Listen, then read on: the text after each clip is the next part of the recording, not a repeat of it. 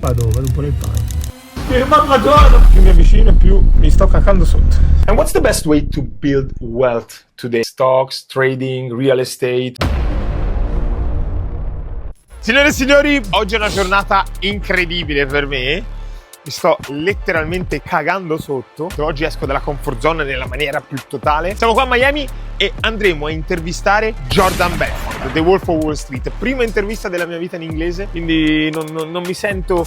Cioè, penso di parlarlo in inglese, ma non ad un livello talmente confident da poterci fare un'intervista. Quindi però ci lanciamo, ci buttiamo e vediamo cosa ne viene fuori. Belì! Sei pronto? Dai, abbastanza pronto. Te sei tranquillo? Io sono abbastanza tranquillo, dai, non abbiamo nulla da perdere. L'inglese lo sappiamo, a modo nostro. Jordan sicuramente farà uno sforzo in più, ci verrà incontro. Vedi quel cappellino bubagambo? Sì, così. Pantalone largo, felpa sporca di 4 giorni.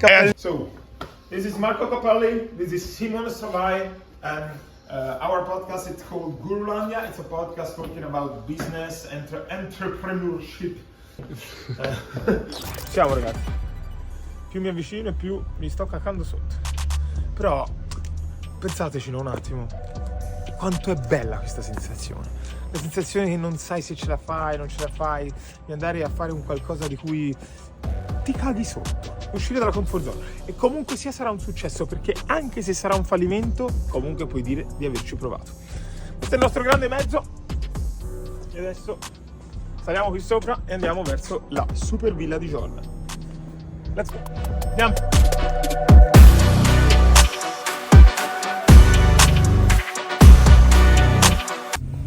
Si parte, Simone.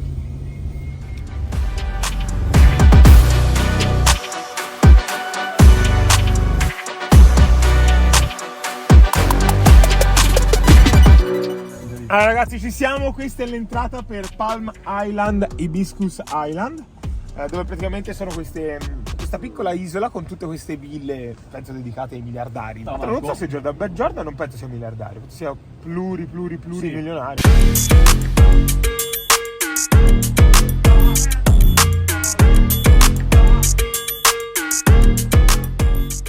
Gurulandia! Che è il tuo podcast preferito? Sti cazzi. Gurulandia, adesso il muschio selvaggio non esiste più. Gurulandia! Gurulandia, ma vai a cagare! Poesia. Gurulandia, scatenate l'inferno. Signore e signori, benvenuti in una nuova puntata. Ciao Gurulandia. I'm so excited today. Yeah, me too. One of my hero. Why? Where we are? We are in the Jordan's Belfort house. So, La Casa del Lobo. how are you? Welcome Jordan. I'm doing Nice to great. meet you. So, My Italian pleasure friends, to great meet. to see you. Glad you came. How are you? Good. I'm doing terrific, yeah. Just got back from vacation. I was out in South America, in Uruguay, Punta del Este. Had a great time. So, but now it's back to work. Yeah, you look Not bad, great nice. anyway. Eh? Yeah, scratched myself last night. I was doing something with a nail. No, it just happened last night, yeah. Tan, beautiful, Yeah. wealthy, wealthy. What a life. Better than being poor, poverty sucks, I always said that, I still believe it. So, Jordan, I have many questions for you. So, Yeah. let's start away with the first one, okay? So, how much of the Wolf of Wall Street is real? Okay, let's start from the movie because, I mean, you became so famous worldwide thanks to the movie, I think. Right. So, did they exaggerate or leave anything out, to make it more dramatic? There were some scenes that were fictionalized, but 90% of it is very accurate. And the things that were fictionalized didn't really matter. They didn't really change the story at all. And there were some things that were also left out. I think the biggest changes that you saw were they would collapse like 4 or 5 characters into one person. Mm-hmm. So like, the Donnie Azoff, right? Character. Right. Like, 4 or 5 people became that. And that's because they can't have 30 people in the movie that are all splitting up different, key elements. So they put it into one person. That was a big thing. And also the timeline was somewhat shifted around here and there, But, generally speaking, the feeling that you got from watching the movie, all the stuff in the boardroom with the speeches, those were 100% accurate, and the sales stuff was, and the wild behavior. We were absolutely fucking wild. Yeah, that's a wild life. Huh? Yeah. So, but what about the scene when, because you spoke about Donnie, the scene with the... No, it's true. That's true. 100% true. Would you like to work in a company like that? I mean, it's a dream, right? Yeah, yeah, but how is possible make a life like that and drive a company like yours? You know, we used to had a couple of different sayings, you know, work hard, play hard. You know, and if you're going to go out with the boys, you got to wake up with the men, meaning that, you know, we partied hard at night, but we were up the next morning. When you're young, I was 25 at the time. So like, you know, you can have such resilience and bounce back capabilities. Like right now I go out and if I drink, I'm like, the next day I'm just crushed, you know, but back then, you know. Too, anyway. So, yeah, so we like, you know, I think a lot of times, you know, when people lack energy or lack enthusiasm, and feel like they can't work really hard, it's because they're not excited about what they're doing and it's not succeeding. Like when something is succeeding and growing and you're just like having massive success and it's fun, you just have the energy. So you just, no matter what, you just keep going. Sure. So, Jordan, how's your life changed since the movie came out and made you famous? I mean, do you think people see you like differently now? Or? Yeah, well, I mean, clearly, you know, the movie had a huge impact, right? So anywhere I go in the world, it's, you know, people know me and they want to take pictures and talk, and that's great. I loved all the fans and stuff, and it's helped obviously my business with speaking and presenting. So it's allowed me to help a lot more people in the sales world and entrepreneurship. But yeah, and you know, all in all, it's been an amazing experience and a benefit. You know, there's some things that aren't, I guess, you know, sometimes it's like, you know, you're the lightning rod for press all the time, and it can be annoying. But you know, again, I accept that. Like, you know, you can't have all the good, you know, without some of the bad, right? So, but, you know, generally speaking, all in all, yeah, it was an amazing experience, and I'm very glad it happened. Yeah, of course. And what was it like working with Leonardo DiCaprio, which is a great actor? Yeah, he's great, yeah. No, we spent about a year working very closely together, so we spend a lot of time together.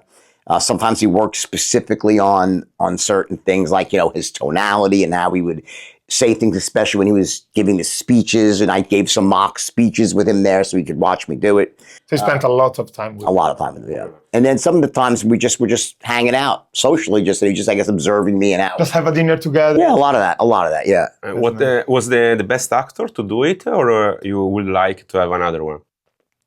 I couldn't think of a better actor to have played me. Yeah, I think he was the best. Perfect. And the wife too, Margot. Yeah, she's amazing. I mean, that movie was really, you know, the breakout movie for her. Yeah. And since then, I think she's shown that, like, she's amazing. She does a lot of great stuff, Margot. So, and she's also an amazing person, nicest, sweetest person you'd ever meet. Totally unaffected, doesn't like, you know, think that she's like a celebrity. She's not like that. Okay. Very down to earth. So beautiful. Yeah, and beautiful, yeah. Beautiful, talented, down to earth. She's a good person. Yeah, of course. So let's go in the life? Yeah, no, in the sales stuff, because it's something that I really interested in. Okay. So you're natural at sales, right, Jordan? So do you think you could have been just as successful without breaking the rules? So what made you go to that route? I would have been more successful, far more successful, if I hadn't broken the rules, because our core business was taking companies public, and I was, you know, I owned companies like Steve Madden Shoes, and I was forced to sell some of my stock, most of it, early because I was in trouble. They made me sell the stock. And I also would have been taking companies public right through the internet boom, and I would have caught a couple of massive home runs there. I would have made billions probably. So I think the shortcuts I took allowed me to make more money quicker. Yeah. But in the end, I made a lot less than I could have made.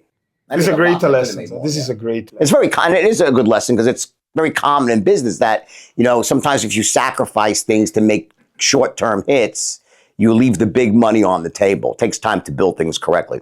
Yeah, it's something that happens every time to the, you know, opportunity seekers, the people that want to make money so quickly and then drop down. They think more about the short time than the long time.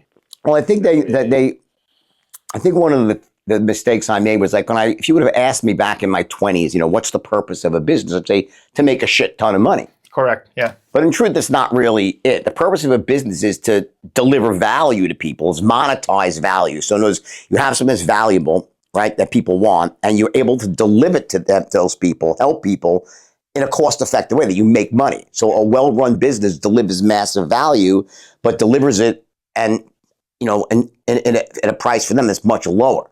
So they have this margin. So, but the key is that you got to be delivering value. It's not like, how do you make more money? Help more people, not, make more of Money each must person. be the consequence. Which is money. something you're doing great. Yeah, and that was there. I was like, something that was a really powerful lesson for me about, that. And now, of course, today's the opposite. Everything I do is about, more long-term thinking and delivering value and so forth.